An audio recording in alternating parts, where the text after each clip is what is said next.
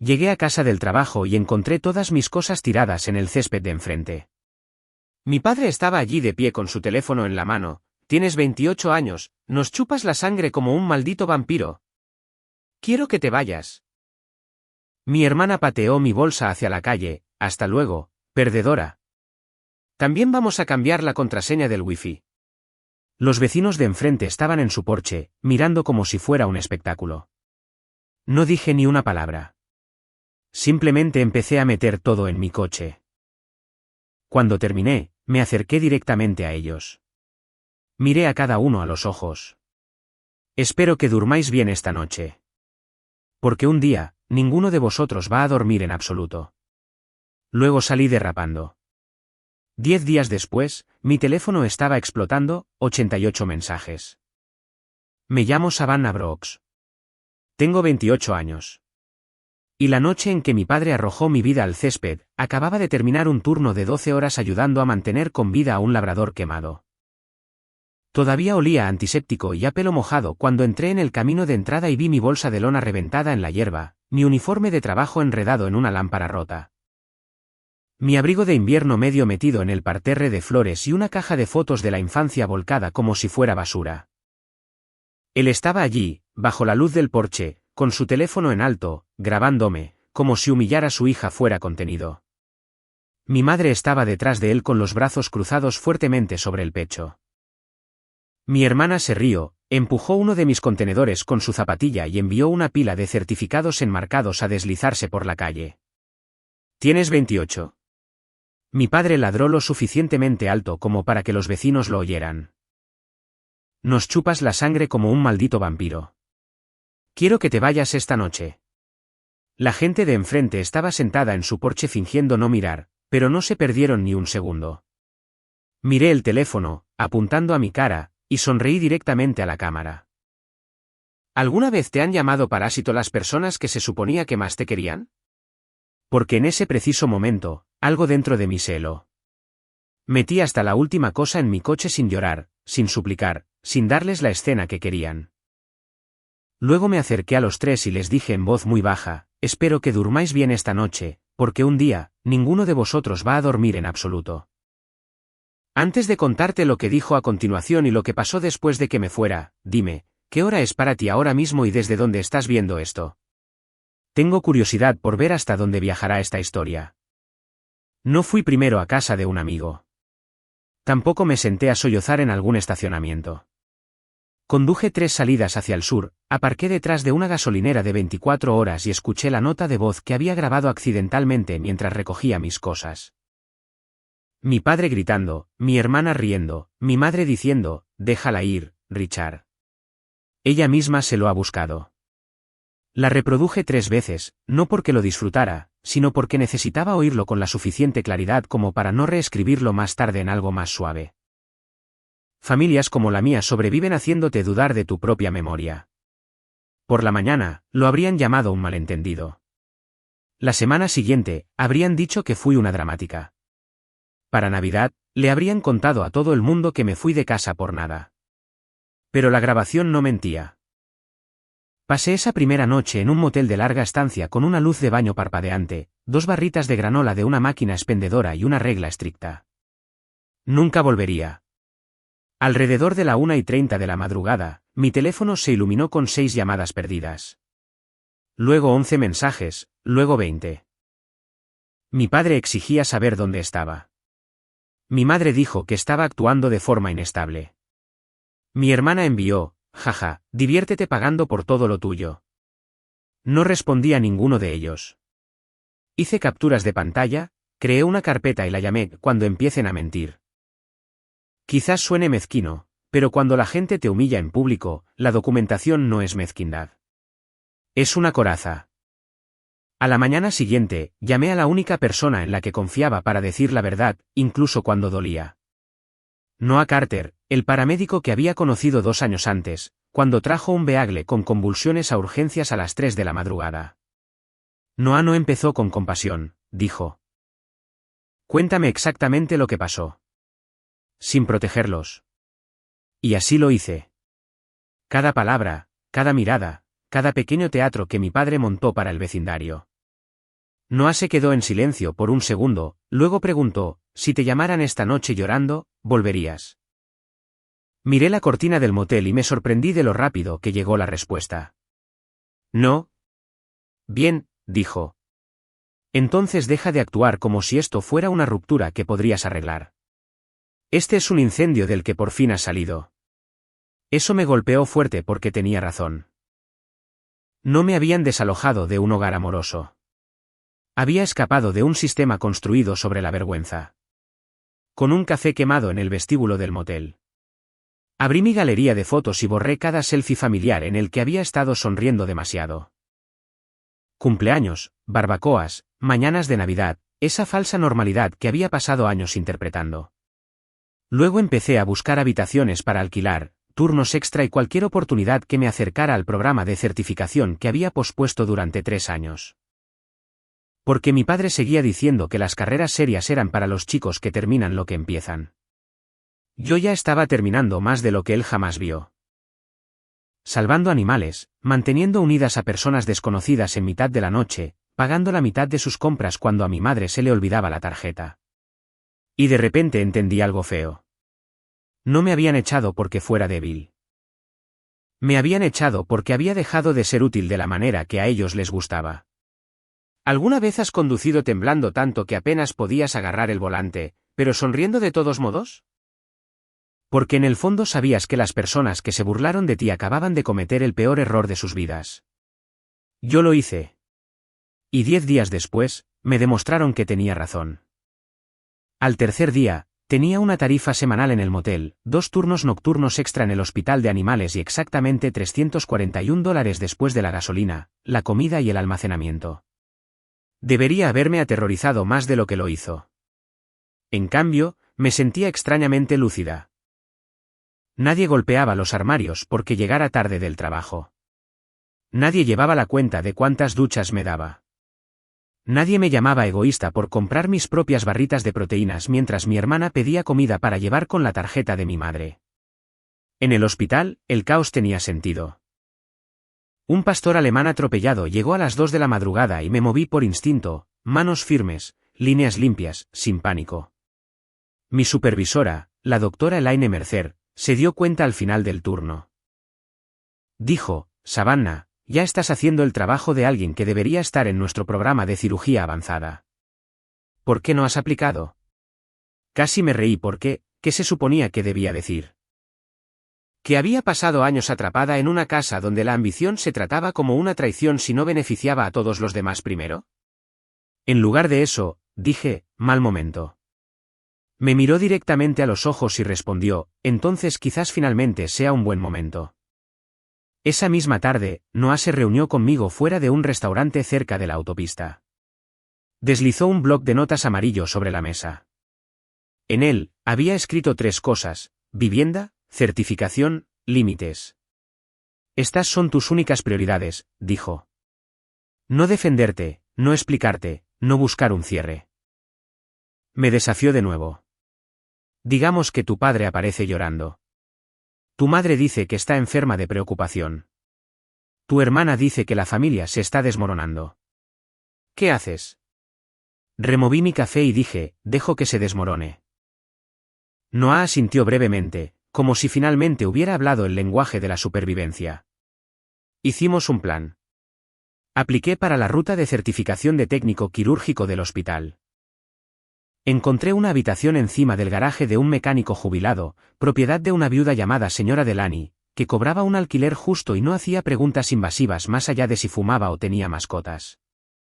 Luego hice algo que parecía pequeño pero que importó más de lo que esperaba. Cambié mi contacto de emergencia de mi madre a Noah. Fue un toque en el teléfono, pero se sintió como cortar un cable. Mientras tanto, los mensajes de casa cambiaron de tono. Mi padre dejó de llamarme perezosa y empezó a preguntar dónde estaban los papeles del título del coche. Mi madre quería saber si me había llevado algo importante.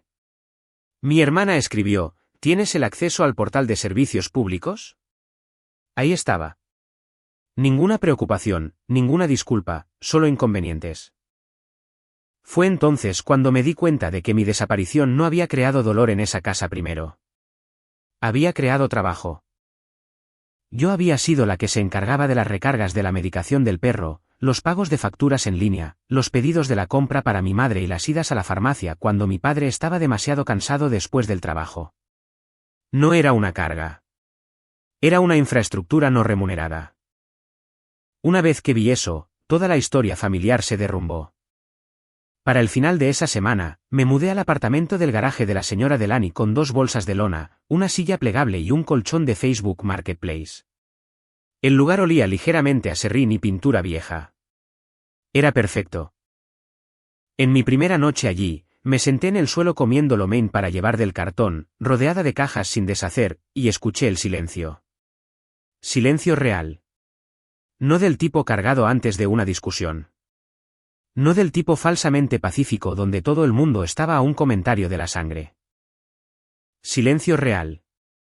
Mi teléfono vibró de nuevo. Mi padre. Toda esta pequeña escenita ha ido demasiado lejos. Mi hermana. Papá está cabreado porque no pagaste el recordatorio del seguro del coche de mamá y ahora tiene un recargo por retraso. Me reí a carcajadas. No porque fuera gracioso, sino porque era patético. Las personas que tiraron mis pertenencias al patio ahora estaban descubriendo cuánto de su vida adulta había descansado silenciosamente sobre la hija que llamaban inútil. Y por primera vez desde que me fui, la venganza no parecía gritar de vuelta. Parecía ausencia. Parecía dejarles sentir cada gramo del trabajo que yo solía absorber. Dime esto. Si tu familia solo se da cuenta de tu valor después de que dejas de cargarlos, ¿alguna vez te amaron de verdad o solo estaban alquilando tu lealtad de forma gratuita? Los días 6 a 10 fueron cuando comenzó el verdadero desmoronamiento. Lo sé porque la señora Delany, mi nueva casera, resultó conocer a la mitad de la urbanización donde crecí. Nunca cotilleaba de mala manera, pero creía en los hechos, y los hechos seguían encontrándola. El 6.º día, llamó a mi puerta con una fuente de cazuela y dijo: «Cariño, tu padre estaba gritando en el camino de entrada esta mañana, lo suficientemente alto para 3 casas». No dije nada. Y ella añadió: «Los hombres solo se ponen así de ruidosos cuando el público que querían no aplaudió».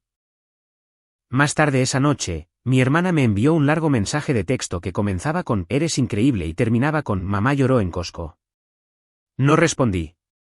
El 7.º día, Noah llamó después de su turno y dijo que había atendido una llamada de transporte cerca de mi antigua manzana. «Tu padre estaba en el jardín delantero discutiendo con un técnico del cable», dijo. Aparentemente, alguien olvidó la contraseña de la cuenta. De nuevo, no era dolor. Era trabajo. El 8.º día, mi madre llamó desde un número que no conocía y dejó un mensaje de voz que comenzó con lágrimas y terminó en acusación. Dijo que estaba castigando a la familia, avergonzándolos, haciendo que los vecinos hablaran y convirtiendo a mi padre en alguien que apenas reconocía. Esa parte casi me hizo reír. Richard Brooks siempre había sido exactamente quien era.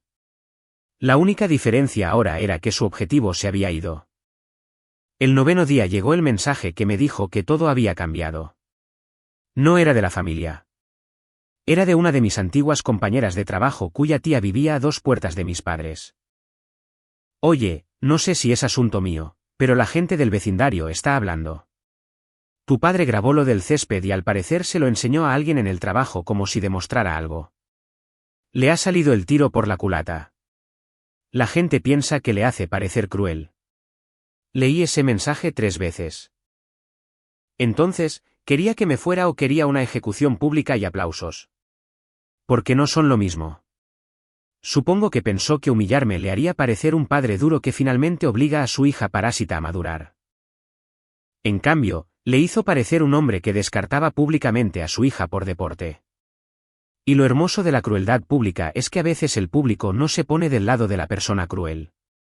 Esa misma noche, mi teléfono empezó a explotar más que antes. 88 mensajes en total a las 2:30 de la madrugada.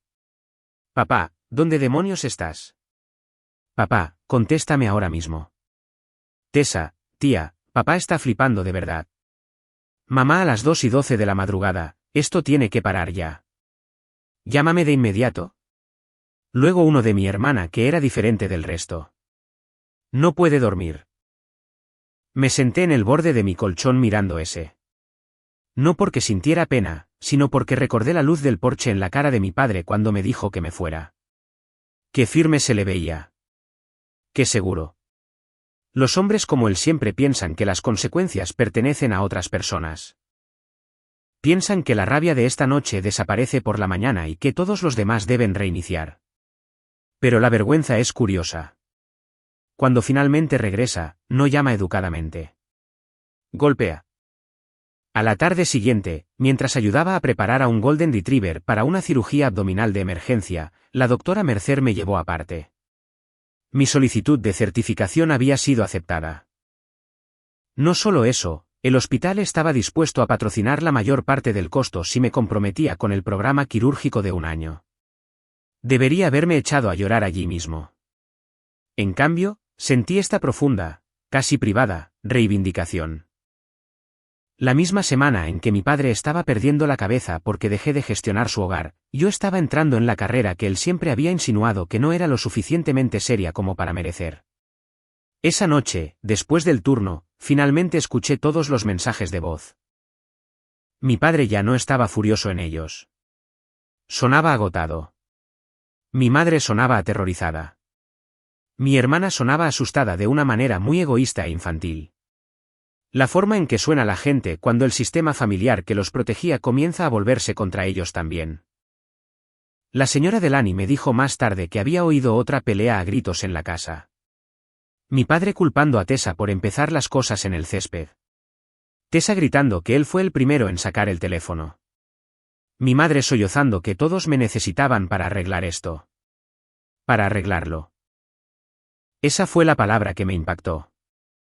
Porque, ¿alguna vez te has preguntado si tu familia se está desmoronando porque te fuiste o porque por primera vez no tienen a nadie sobre quien descargar el peso? La respuesta era finalmente obvia. Yo no era la causa de su disfunción. Había sido el cojín que la ocultaba. La primera vez que respondí a mi padre después de irme. No fue porque me ablandara. Fue porque quería la verdad en su propia voz. 10 días después de que tirara mis cosas afuera, llamó mientras yo estaba en la sala de descanso del hospital comiendo galletas de una máquina expendedora. Le di a grabar en mi teléfono antes de contestar.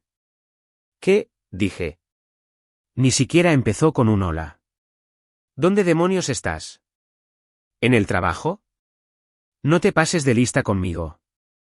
El mismo tono, la misma prepotencia, como si el desalojo hubiera sido una táctica de crianza y no una ruptura. Se lanzó a una diatriba sobre que mi madre estaba estresada, Tessa era imposible, los vecinos hablaban, las facturas se estaban pasando y lo egoísta que era por desaparecer cuando la familia ya estaba bajo presión. Le dejé hablar. Luego dijo lo que nunca olvidaré. Si no vienes a casa y ayudas a arreglar esto, me aseguraré de que todo el mundo sepa qué clase de hija eres. Me recliné en esa silla de plástico rígido y miré la pared del hospital mientras una sonrisa se extendía por mi cara. Ahí estaba. No preocupación, no remordimiento. Gestión de la reputación. Chantaje disfrazado de valores familiares. ¿Te refieres a contarle a la gente que tiraste las pertenencias de tu hija al césped mientras lo grababas? Pregunté. Silencio. Adelante, papá. Otro silencio, más corto esta vez, pero más malicioso.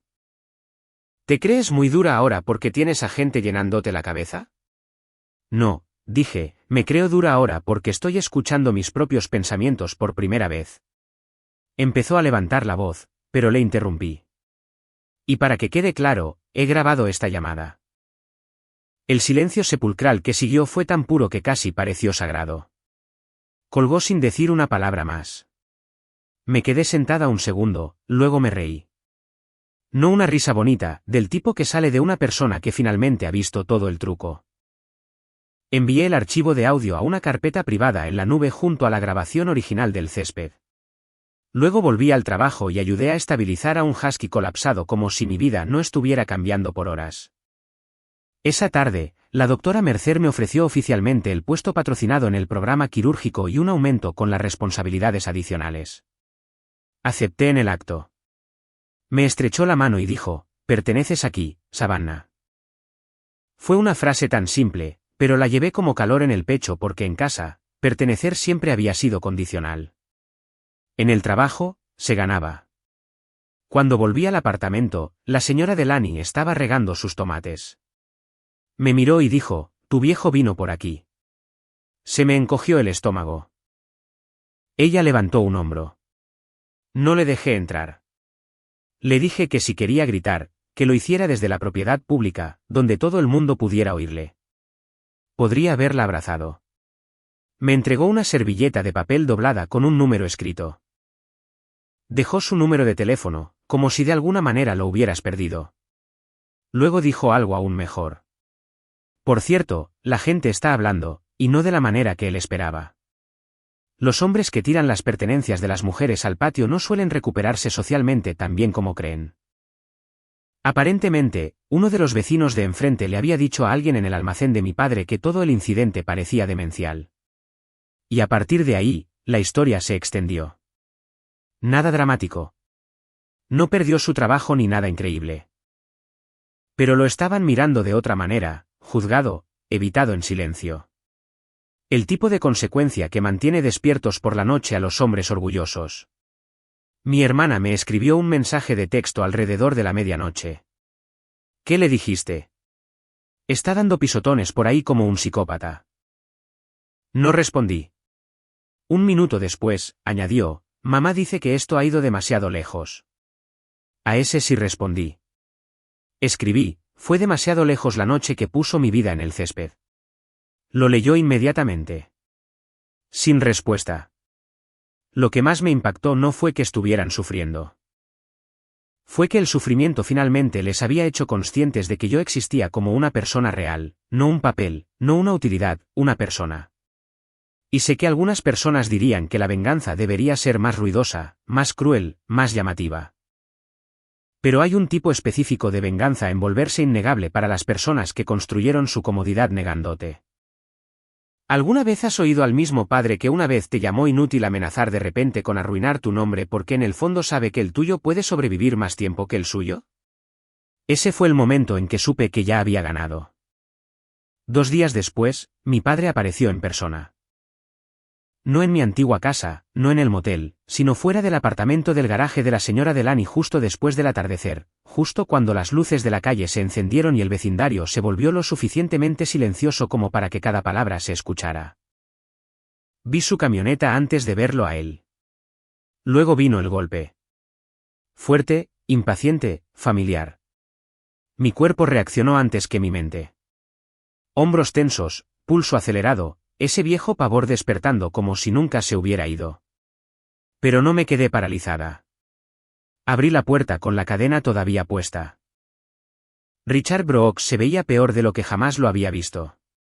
No roto, no humillado, solo desgastado, con los ojos rojos, la mandíbula apretada, llevando la misma chaqueta de trabajo como si hubiera dormido con ella.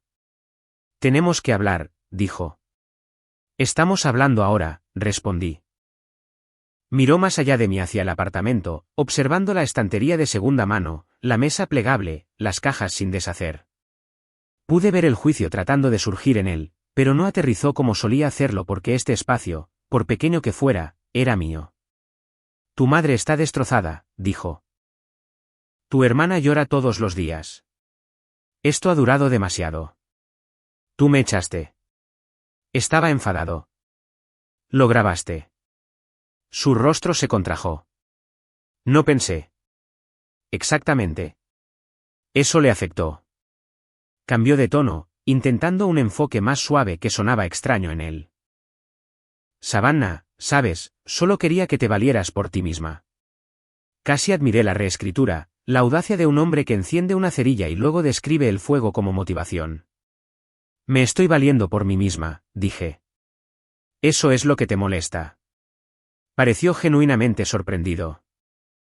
Y en ese segundo, entendí algo. El control siempre había sido más fácil para él cuando yo todavía quería su aprobación. Una vez que dejé de buscarla, no tenía nada lo suficientemente fuerte como para atraerme de nuevo. Luego se acercó demasiado a la puerta y bajó la voz. Me estás haciendo quedar como un monstruo. No me hiciste daño. No lo siento. No me equivoqué. Si no me estás haciendo quedar como un monstruo. Me reí en su cara. Yo no te estoy haciendo quedar como nada. Tú mismo te lo hiciste.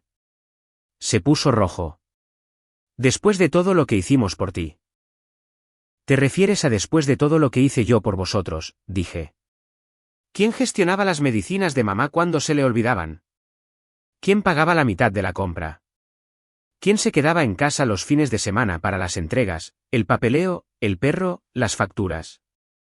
¿Quién? No respondió porque no podía.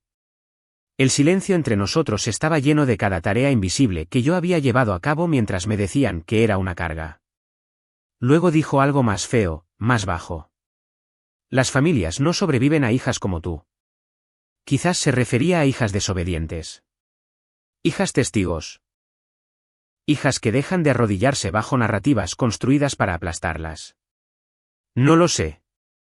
Pero abrí la puerta lo suficiente como para mirarlo directamente a los ojos y dije, entonces quizás la familia que construiste no debería sobrevivir.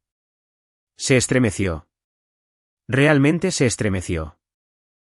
Detrás de él, la luz del porche de la señora Delany se encendió. Una cortina al otro lado de la calle se movió. Alguien estaba mirando. ¿Bien? Que miren. Intentó un último movimiento y buscó mi mano a través del hueco de la puerta, pero retrocedí. Vete, dije. Ahora. Savannah. Vete antes de que ponga la grabación de ti amenazándome para que todo este bloque la oiga. Eso lo terminó. Me miró como si estuviera viendo a una extraña. Quizás porque lo era. Luego se dio la vuelta, caminó hacia su camioneta y se fue demasiado rápido. En el segundo que desapareció por la esquina, mis rodillas se debilitaron, pero no lloré. Cerré la puerta con llave, me apoyé en ella y respiré a través de la adrenalina hasta que pasó. 10 minutos después, mi teléfono vibró. Señora Delany, orgullosa de ti. Además, tu padre arrancó como un idiota y casi le da un cubo de basura. 20 minutos después, Noah llamó y se quedó en altavoz mientras yo lavaba los platos, solo para que no me quedara sentada en la oscuridad repasando todo. Luego llegó un mensaje más, esta vez de un antiguo vecino. No intento remover nada, pero se está hablando bastante de tu padre. La gente escuchó lo suficiente esta noche como para atar cabos de nuevo. No pasó nada caricaturesco. Ni un colapso instantáneo, ni un castigo increíble, solo el constante costo social de ser reconocido públicamente como el hombre que echó a su hija y luego la rastreó, todavía exigiendo obediencia. Y para hombres como Richard, ese tipo de exposición duele más profundo que cualquier grito. No mentiré y diré que no sentí nada. Había dolor en ello. Siempre lo hay cuando cierras una puerta a un padre, incluso a uno que te forzó la mano. Pero también había algo peligrosamente cercano al alivio. Así que déjame hacer la pregunta que la mayoría de la gente es demasiado educada para decir en voz alta, cuando tu padre está afuera suplicando control en el lenguaje de la familia y tú todavía cierras la puerta, ¿eres cruel? ¿O finalmente estás probando cómo se siente el poder después de años sin ninguno? Una semana después llegó el evento que ató todo. Una recaudación de fondos para el rescate de animales en el parque cerca de mi antiguo vecindario. Nuestro hospital lo patrocinaba cada primavera. Y como me uní al programa de formación quirúrgica, la doctora Mercer me pidió que representara a la clínica en la carpa de admisión. Consideré rechazar la tarea cuando me di cuenta de dónde se celebraba. Luego me enteré de que mis padres asistirían a un picnic comunitario que tenía lugar al otro lado del mismo parque como parte de una campaña de la asociación de vecinos. Por supuesto que sí. A Richard Brooks le encantaba un escenario con testigos. Así que fui. No por un cierre, no por una reconciliación, sino por mi trabajo, mi futuro y porque estaba harta de reorganizar mi vida para evitar a las personas que habían intentado romperla. Llevaba un uniforme azul marino limpio con el logo del hospital, me puse mi nueva placa de identificación, me recogí el pelo y pasé la primera hora registrando perros de acogida. Respondiendo preguntas de familias y ayudando a un niño pequeño a superar su miedo a tocar a un pitbull mestizo de 3 patas llamado Rosie. Era buena en lo que hacía, tranquila, competente, útil de maneras que no tenían nada que ver con servir al ego de mi familia. Alrededor del mediodía, los vi al otro lado del campo. Mi madre en una mesa plegable, mi hermana sosteniendo platos de papel, mi padre riendo demasiado fuerte con dos vecinos, interpretando la normalidad con tanto esfuerzo que parecía doloroso. Entonces alguien me notó en uniforme. No como la hija en el césped, sino como la profesional veterinaria que ayudaba a dirigir un evento. Eso cambió el aire al instante. Una mujer que reconocí de enfrente se acercó directamente y dijo: Savannah, cariño, no tenía idea de que trabajabas en cuidados de emergencia para animales. Eso es maravilloso. Maravilloso. Palabra curiosa, considerando que la última vez que me vio, mis pertenencias estaban en la hierba. Otro vecino preguntó si era cierto que estaba en un programa de formación especializado. La doctora Mercer, que lo había oído, respondió por mí. Es una de las mejores técnicas que tenemos. Lo suficientemente alto como para que cualquiera cerca lo oyera. Mi padre lo oyó. Sé que lo hizo porque cuando miré, su sonrisa había desaparecido. La humillación pública me había presentado de una manera. La competencia pública me estaba presentando ahora de otra. Y a diferencia de su pequeña actuación en el porche, esta versión venía con testigos que me respetaban. Mi hermana se acercó primero. Tessa se veía mal, menos engreída que antes. El rímel demasiado cargado, como si hubiera estado durmiendo mal. ¿Podemos hablar?, preguntó. Puedes hablar, dije. Miró hacia nuestros padres y bajó la voz. Todo ha sido una locura. Él grita todo el tiempo ahora. Mamá no para de llorar. La gente sigue haciendo preguntas. Dejé que eso se asentara. Luego soltó. No pensé que llegaría tan lejos. Ahí estaba. No exactamente responsabilidad, pero más cerca que cualquier cosa que hubiera obtenido antes. Pateaste mi bolsa a la calle, dije. Ella tragó saliva. Lo sé. Te reíste. Sus ojos se llenaron de lágrimas al instante. Lo sé. Creí que se arrepentía. También sabía que el arrepentimiento no borra el impacto. No puedes tomarme prestada como hermana solo cuando la casa se pone fea. Le dije, esa fealdad existía antes de que me fuera. Simplemente no estabas donde yo estaba. Se echó a llorar allí mismo, junto al puesto de rescate, mientras familias pasaban junto a nosotros con cachorros. No un llanto dramático de película. Un llanto humillante. De no poder ocultarlo. Unos minutos más tarde, mi madre se acercó, con el rostro tenso y frágil. Por favor, susurró, mirando a su alrededor para ver quién podría estar observando. Aquí no. Casi sonreí ante eso porque aquí no era exactamente el lujo que me negaron cuando expusieron mi vida. Vosotros lo hicisteis aquí, dije. Todo. Mi madre miró mi placa, mi portapapeles, a mis compañeros de trabajo, y algo en su expresión se quebró. Quizás fue vergüenza. Quizás fue solo la comprensión de que había construido una versión de mí misma en la que ninguno de ellos había tenido nada que ver. Entonces mi padre finalmente cruzó el césped. Sin grandes escenas, sin gritos. Eso se había acabado ahora que el público podría no elegirle a él. Se detuvo a unos metros de distancia y dijo, pareces ocupada. Fue una frase tan pequeña, pero cargada de derrota. Asentí. Lo estoy. Miró las mesas de adopción, los doctores, las familias, la gente que me saludaba por mi nombre.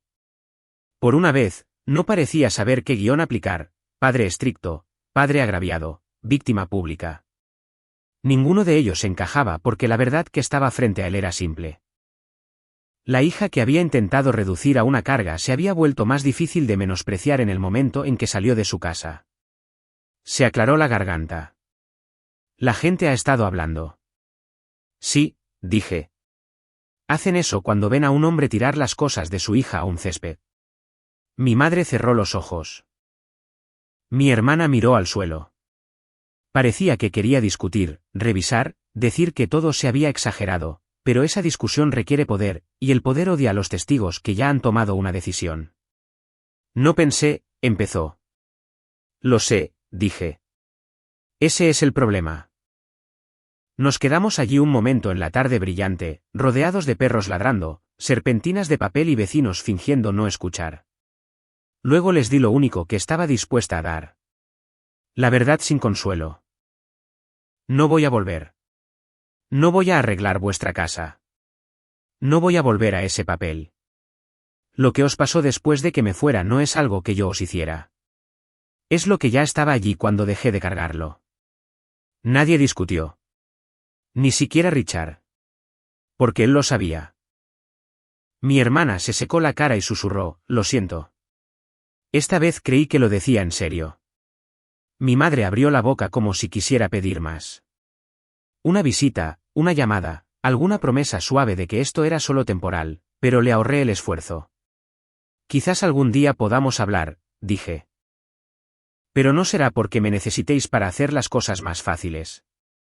Será porque hayáis aprendido a no tratarme como si fuera desechable. Luego la doctora Mercer me llamó desde la mesa de al lado, y volví al trabajo. Ese fue el final que se merecían. No yo colapsando en sus brazos. No una reunión perfecta. No un discurso cruel para obtener aplausos. Solo yo eligiendo mi propia vida frente a ellos mientras entendían, quizás por primera vez, que ya no eran el centro de ella.